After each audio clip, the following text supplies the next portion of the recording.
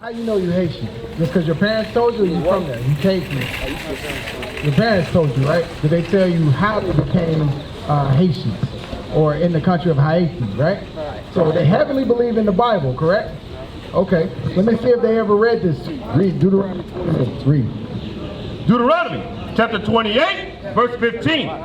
But it shall come to pass, if thou wilt not hearken unto the voice of the Lord thy God. So what's it saying? It's saying Moses saying, if you don't listen to God, something's going to happen. Kind of like your parents, right? If you don't listen to your parents, what happens? You get punishment. They take things from you, right? All right, read on. To observe, to do all his commandments and his statutes, which I command thee this day, that all these curses, No, some of them. all these curses, Is curse a good thing or a bad thing? It's like a punishment, right? It's saying all these punishments are going to happen to you. Read. shall come upon thee and overtake thee. So, just like the officer was showing you, all this stuff that happened in slavery, he said all these things would happen to you if you did not listen to the voice of the Lord your God. So when he came over to Haiti, or when the Haitians were taken over by the British, correct? I believe the British took over the French that took over. Test. This is the reason why it happened, right? So jump down to 45. 46. We want to know how we know Christ is like black man going to the Bible. Okay, and we're actually going over the history of our actual heritage and how we've been lied to, like on this sign right here. Where do you see yourself? Because right now, brother, you say, what's your name again? Holland. Holland says he's from Haiti, right? We're from Haiti. So the Haitian from the tribe of Levi. That's right. So every time you read Levi in the Bible, it's talking about your people, Right. or our people, because we're the same people, right? So here's one of the curses that happened to us that proves that we're the children of the book. Read.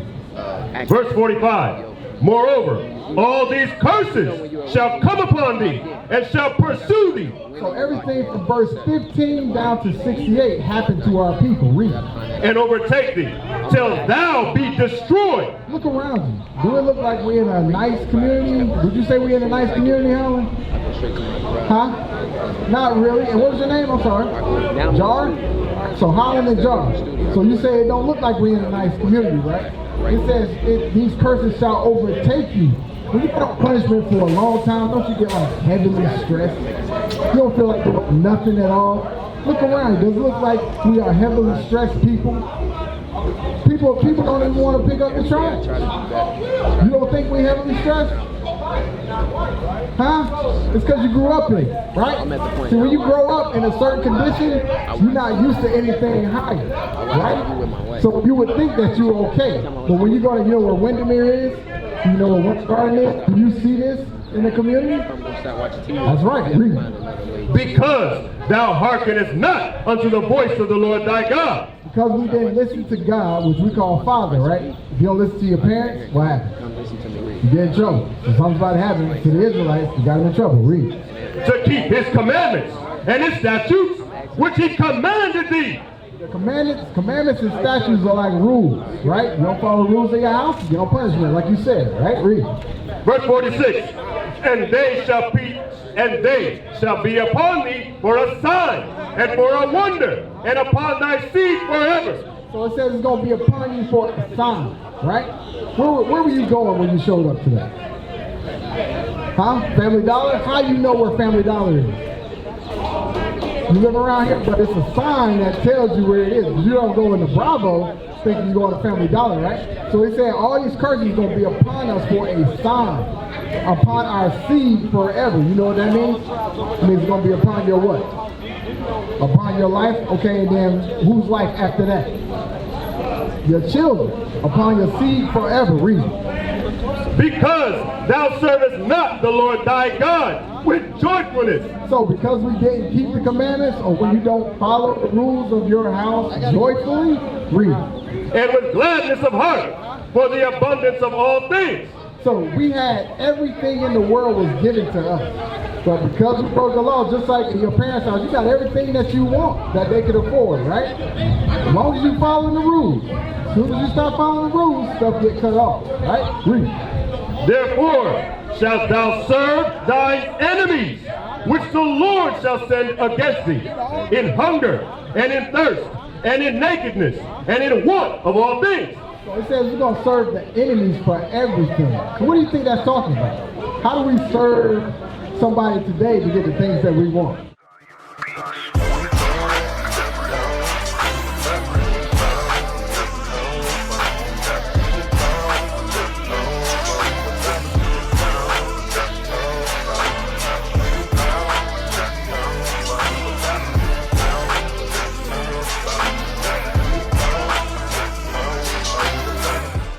How you doing, sis? Huh? Going to work. Who owns those businesses? Like, who owns that Family Dollar? Our people or another people? Other people, right? Who own that Bravo? You think it's our people? Other people. Why don't we own these things? Huh? Jump to 16? I'm going to show you why we don't own these things. This is one of the curses. Read. Verse 16. Cursed shalt thou be in the city, and cursed shalt thou be in the field. On punishment you shall be in the city, and on punishment you shall be in the field. No way I'm blessing you with a business like this. No way I'm blessing you with a business like that, because you broke my law. You follow? Jump down to 68. So having all those things, having those signs put upon us, shows us who the Israelites are today in this land, which is us. Read. Verse 68. And the Lord shall bring thee into Egypt again with ships. You familiar with the story of Egypt? Yes, I've read that book. No? How we went into slavery? Right? So he said that, read it again.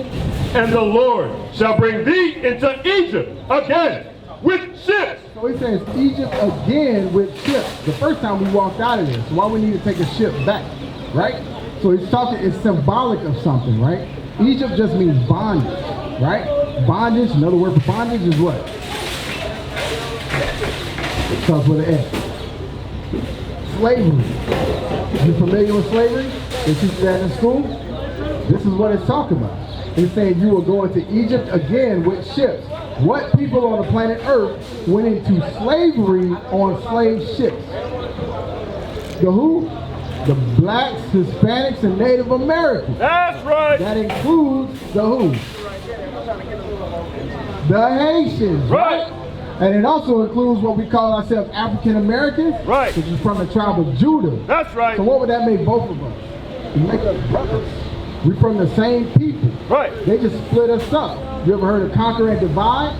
That's exactly what they did. Right. So now the Haitians believe that they got to stick to the Haitians and talk to nobody else. Right. Like, do you hear Eagle talk about the Americans that live here, the black Americans that live here from the Haitians? You don't. Not really? So what do you hear? You say not really, so it's got to be something. No? So that's part of the divide, right? We speak evil against one another. So finish that out in 68. By the way whereof I spake unto thee, thou shalt see it no more again. Said we're not going to see our homeland again, because Haiti is not where you're originally from. Jerusalem is, which Right. is also in Africa, Right. right? They're saying we'll never see it again. I mean, ain't nobody coming to get us, right? All this talk about deportation and things like that. Why didn't you start snatching up some of us? Because we ain't from here, right? Read. And there ye shall be sold unto your enemies, for bondmen and bondwomen. So it says sold to your enemies. Remember we said who owns this store, who owns that store, and it said that we would serve our enemies, right? So what is this verse talking about? They ain't friends. We weren't sold to friends, right? We were? No, we weren't sold to friends. We were sold to enemies. People that did this to our people Right. were the enemies That's of right. the Israelites, right? And they still are the enemies. But they make us feel comfortable today, the so-called white man, right, in this land, trying to give us quote-unquote liberties to do things. Read. And no man shall buy you. It says no man gonna redeem us. No man is gonna get us out of this situation. So what color is Christ, real quick, before we let you go? What color is Christ? He's white. So when you look over here, to your left and my right, you know it's Christ. Right there, why do you say that? That's what you were taught, right? So real quick, first one, get that 1 Corinthians 15, hold that Revelation 15 to 33, right? And this is the reason that you believe that, because one, your parents were taught that, their parents were taught that, and they just passed it down and down and down, right? So we're going to read this, and you're going to see why. Read. 1 Corinthians chapter 15, verse 33. Be not deceived. Evil communication corrupt good manners. Evil communication corrupts good manners. As long as I teach you that Christ is white, when you were a child, you know no difference. Right. Right? But the people that did know a difference, they accepted the evil communication that this is your Lord. Right? But in the Bible, jump to Revelations 1 and 3 real quick. Read. Revelation chapter 1, verse 3. Blessed is he that readeth. Because you will be blessed to know that your creator, your maker, and your brother, and Jesus Christ himself is a black man according to the Bible. Read that. Verse 14. His head and his hairs were white like wool. So it says his head and his hairs were white like wool. Who got woolly hair? You keep pulling on. Who got woolly hair? Black people, right? Does that sound like a white man? Absolutely not. Read on. As white as snow. And his eyes were as a flame of fire. And his feet like unto fine brass. What color is brass? It's black or brown, right? It's like a dark brown, right? Like a penny. It's like cotton, right? Read. As if they burned in a furnace. You burn anything in a furnace, what color is it? Instead of like one brother. It's black, right? So what color is Christ? He what? He black, That's right. He ain't white no more. So now you know when you go home in this flyer, let me show you. Open this flyer real quick. Open the flyer, first page. It shows you the true image of Christ. Right. We're not saying his face actually looks like that. We're showing you a better depiction than the evil communication that they teach you. Right. Because as long as you see a white man as Christ, you're going to see them as like one of the purest races on earth. Right. And that ain't true. Right. The Bible called them your enemies. That's right. The Bible shows you that these are not the people that you should be serving. Right. They were actually created to serve you. Right. Right? And the more that we learn that, and the more that you are taught that you are God on earth, you stop accepting the ways of men and start listening to the Most High God. We used to scream black power while heroin was pushed. But at the end of the day, nothing's in vain.